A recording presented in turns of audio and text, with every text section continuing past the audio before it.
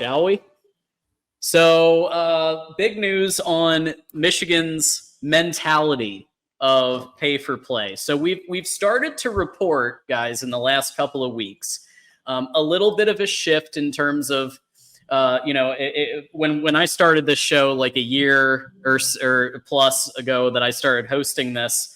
And the buzzword was the term was transformational, not transactional. And we're not going to pay for unproven talent, even if they're obviously really good based on the film.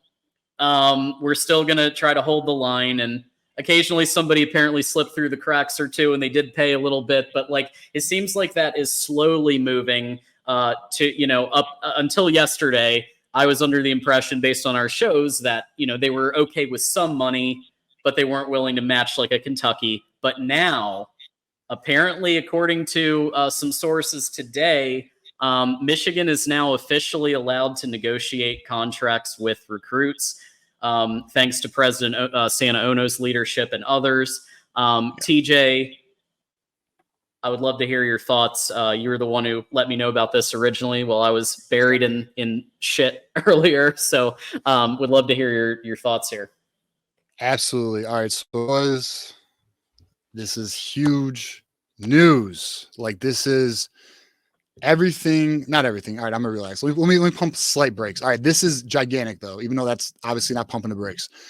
Michigan has agreed to, not only through the spearheaded effort of Santaono, but through the athletic department, all the way to administrative, so all the way to regents. Okay, this is a full unified effort here. So this is huge. We have everyone on the same page with the recent settlement going on right now. Making it so players can now get revenue sharing, and it is now legal to pay recruits through the university, and basically everything has been green lighted for NIL and this on the level of the NCAA. Because this has now occurred, Michigan is unified in the approach of now negotiating contracts with high school recruits, portal players. And obviously, they've already been doing their roster retention. So they're already doing that there. But for portal players and high school recruits, they are now going to step into this area of recruiting that should only benefit Michigan. Obviously, it will. This was a big stumbling block for our recruiting efforts. Now, look, I do want to preface this, though. This does not mean we're the highest bidder, okay? Michigan will still look for culture fits. But what this does mean is when there are culture fits, we can financially be competitive. Okay. Now, look, there is still some gray area. We don't necessarily know how much money is going to be allocated to the football department, but as we will talk about later in the show, there was another addition to the NIL efforts for Michigan, another marketing organization that will be assisting in NIL, which we will discuss later in the show, which is actually huge. And I have some perspective on that as well. But the fact that for the longest time, U of M's administration has felt it was morally wrong to pay players. One, because it's against the rules. So morally, the regions in particular, not every region either, select regions felt it was morally wrong to pay players when, one, it's not 100% legal by the NCAA, and two, some of them felt it needed to be earned, not given. Where we are in an evolving climate, it's not the market. Things we are in a changing landscape in college football. And if you are not competitive with your competitors, you will lose. And Dusty May said it best. Dusty May, adapt or die. And Dusty May has taken a great approach this offseason. We've seen that. But to the point being, the fact that we are now going to start recruiting or start negotiating with these recruits is gigantic, because official visit season starts this weekend. So let's see what type of headway we get. And this is an extremely encouraging change of philosophy at Michigan. Ferris, what's your take? Yeah, I mean, I just typed in, it is morally right to pay players. So I understand the part, okay, it's illegal technically, but even the whole time it was illegal technically, it wasn't fair. I mean, it doesn't mean it's right. It doesn't mean it's ethical even. So about time that we got to this point. I know there's a lot of detail in the recruiting of Bryce Underwood. I was going to go to him too. I was a little bit of a question him. mark of if this was Bryce Underwood right now. Would love to get both of your thoughts. Would the equation change? I heard him earlier today on a different podcast interviewed, and he said, well, I went to LSU over Michigan because quarterback development. To me, seemed a little bit stumbling to come up with a reason why. The reason why was money in my mind. A lot of it was money. It wasn't anything specific that LSU had that was better than an ex-NFL quarterback leading a team that ended up being national champions and a player and his quarterback getting drafted in the top 10. So that's just my take. I know there may be some other complications, but the next Bryce Underwood, I would hope that we could keep him here, locally. Yeah. Yeah, so this is exactly what I was what I was going to bring up was the Bryce Underwood example. So the fact that you got to it first, thank you, because the way I see it is, yes, culture fits are really important. Yes, you want people who are going to be team people and not individual, like only out for themselves. Like, hey, my ideal NIL deal is a Lamborghini dealership. Somebody said that today. I'm like, what the hell are we doing? But for a Bryce Underwood level player who is very obviously extremely gifted and extremely talented, and he calls Michigan home, the state of Michigan home. If Michigan had been able to get closer to that comp package, which was a whole bunch of cash plus incentive in terms of housing and other things like incentive stuff on top of the cash. If Michigan could have competed for a player of that caliber, then, I'm down for that. Like, I'm not down necessarily for a 3-star, who the tape is kind of on, but for somebody like that, or somebody even at the 4-star level, or a 3-star that should probably be a 4 or 5-star, and they have the talent. It's exciting that the competition is going to open up, but I'll let, I think TJ, you might have had a point on Bryce. Yeah. In general. So for example, what recruitment I think this would have, if we had this philosophy earlier, what recruitment would be greatly impacted, it would have been the Dante Moore recruitment. Dante Moore wanted an NIL. That was a really big deal to him. He also wanted to start, and he wasn't going to start obviously with the JJ and JJ starting that year, but Dante Moore would have been a big one. Bryce Underwood, I don't know. I don't even know if we can turn that train around. We'll see. Maybe I do think maybe the price point's too high. I do know this. He does like LSU for LSU. He loves the school. He loves the system. He loves a lot of things about LSU. So we'll see. I mean, I'm very interested to see what events occur. I also want to clarify something on what this means. What can Michigan now do? What Michigan can now do is they can guarantee money to these recruits for a set amount of years too. So I didn't even talk about this. This isn't like 1 year. They could be like 2 years. You have a 2-year contract. If you transfer, contract void. Okay. So they're going to be guaranteeing money, where before, what did Michigan do before? They would project. They'd be like, well, JJ made X amount of dollars. Will Johnson made X amount of dollars at this position. If you develop and become a impact player on the field, you can make X amount of dollars. But what's the problem with projection? It's a maybe. It's an injury away from nothing. When you guarantee money, which is what a lot of schools are doing, it's going to be huge. Now, look, through the revenue streaming or revenue sharing, team-based salary is going to come from that. I do not know if they're going to do a fixed rate salary or a variable flex pricing salary. Like, I don't know if certain players are going to make more than others. I don't know how they're going to work that out. That's still to be determined. But with the what we're going to talk about later about the marketing, the new marketing company that has joined Michigan. Yeah. those type of things are going to be used as bonuses, which will not affect. Actually, before I go too far ahead, I'll save it for that segment. But the good news is, boys, guaranteeing money to kids is going to be a game changer. Let's see what those results yield. Absolutely.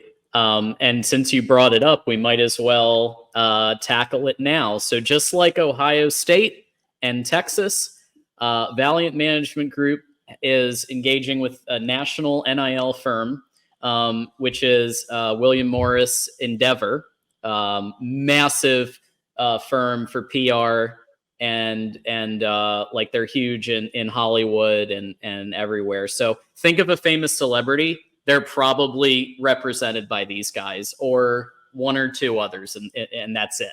So the fact that they're working with them now, it's similar to Ohio State and Texas. And reminder to people, even with the existing approach, the previous approach, Michigan was able to retain almost everybody, with a few exceptions, with the $11 million that they had. So now imagine what this is going to do. TJ, your take on this? Yeah, so this is huge. This is, for example, we had a recent example of what Memphis was able to do with FedEx, where they signed a contract with FedEx where they're getting $5 million a year towards their NIL.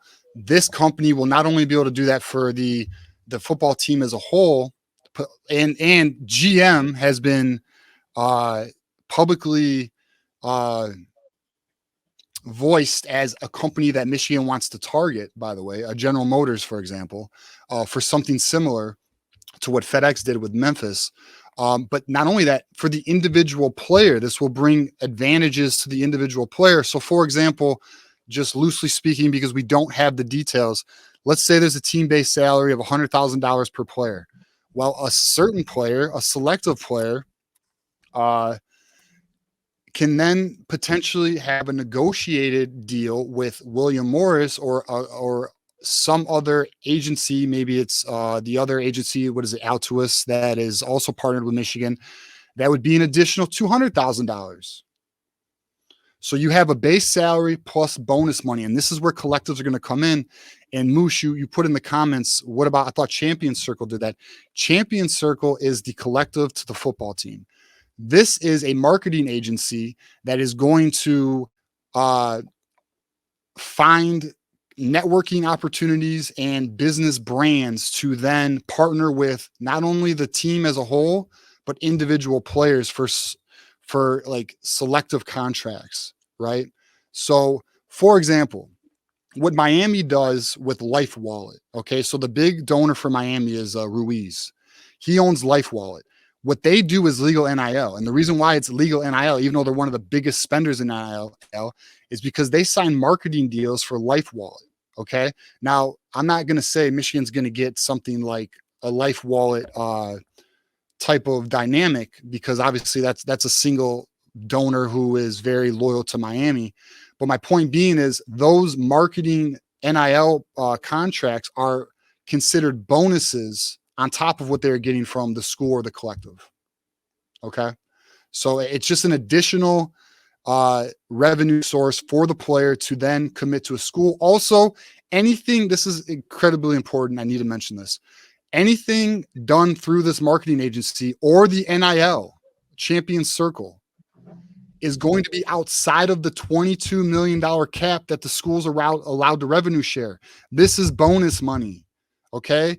And Michigan is said to have 11.5 million right now, which I would argue puts them in a tier 2, middle to lower tier 2 collective right now. Your schools like Texas are at $20 million. Okay. Just to give a viewpoint. And Jared Wagner has said he wants to be the best collective in the space. That is their goal. We'll see what they can do, but it's nice to see an ambitious focus now coming from not only the collective, but the University of Michigan. Yeah, I have 2 comments. The first is I have to disclose, I work for GM. I am not involved with any of this. TJ's information is new information to me. So just total full disclosure. I work in analytics that has to do with GM. and I am not aware of this. I just want to make sure that's Of clear course. to anyone listening. All right, so that's one thing. The other Right, thing, Ferris. Right. Yeah. Right. I got you, bro. I'm sure you're not, bro. I just want to make sure. I just want to make sure that's clear. Also, maybe we're getting into the weeds a lot, so I'm going to just take a step back so everybody can kind of understand. Because we're following the news day to day, minute to minute. There may be some viewers and listeners that they're not. Okay, so there's $20 million, rough number, but $20 million starting next year that the university itself can pay players. In Right. addition to that, we're talking about money that's above and beyond Right. that, right? Outside And of the the concept cap. of NIL, the concept of NIL and the concept of kind of a sponsorship, they're sort of blurring into collectives, sponsorship, NIL, actually sponsoring a company, etc. There are those that are out there that are saying, well, these are going to be, I think Joel Klatt said something to the effect that now we're evolving not to necessarily to one person giving money or one entity that's not really a company giving money, but shareholders will have to be accountable, or they'll have to be accountable to shareholders, is what I'm saying. So, so maybe it goes from under the table to over the table. At least that's what the theory is. But it seems like there is still going to be some gray area here, as TJ mentioned. So hopefully that's clear. Yeah. Right? So There's a lot of gray area, and like, for example, Title IX, for example, these collectives and these marketing agencies are a way to navigate Title IX because they are not a part of the university. They are just associated with the university. So this is a way to where Title IX will not have an effect on how much these players are being paid. It's still uncertain what is the impact of Title IX to the revenue sharing. For those who have not been paying attention or not maybe caught up to all the news, the strong belief is that will be decided in court, and some university is going to challenge it because, and the reason being is, I mentioned this on the Smash Numbers we did Sunday with Ferris.